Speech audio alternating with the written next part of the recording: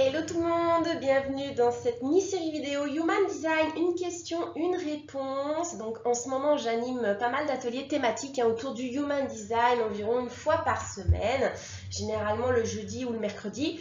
Et ça se déroule au format questions-réponses et il y a des extraits explicatifs qui sont intéressants et que j'ai décidé de transmettre en vidéo pour aider un max de personnes à mieux vivre leur design dans la société d'aujourd'hui.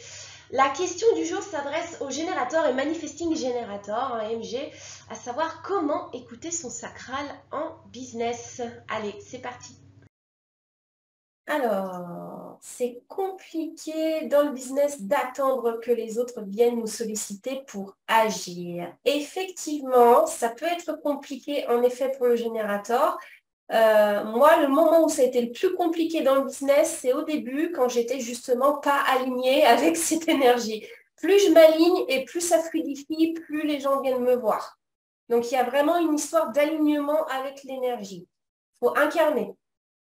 C'est la clé pour les générateurs, il faut incarner. Donc, peut-être qu'il y a encore des choses donc, je fais quoi? J'incarne en fait, j'incarne mon résultat.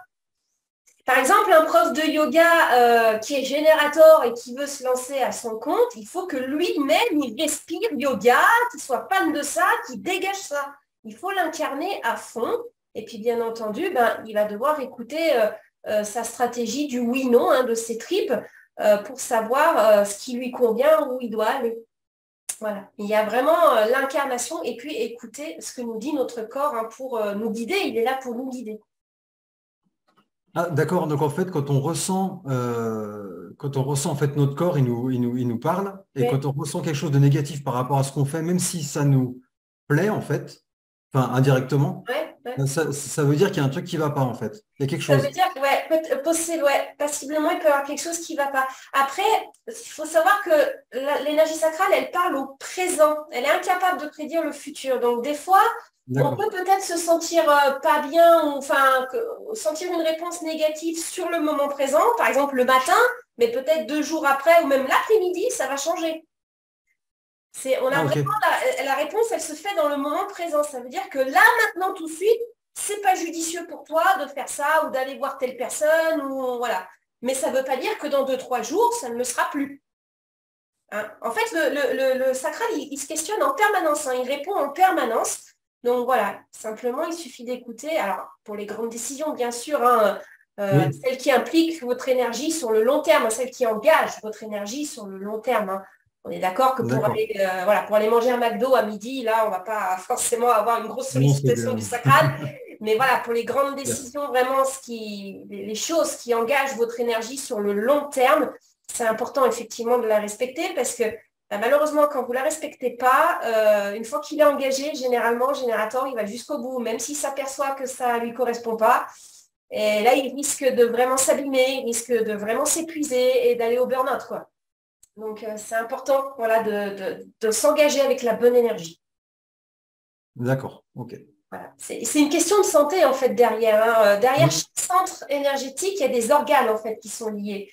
Donc, effectivement, quand on ne respecte pas, quand on est désaligné énergétiquement avec ces centres, quelque part, on tire sur la corde de certains organes. Et au bout d'un moment, on va devoir en payer le prix, quoi. À force de tirer sur la corde, sur nos organes, sur notre corps, on en paye le prix à un moment donné.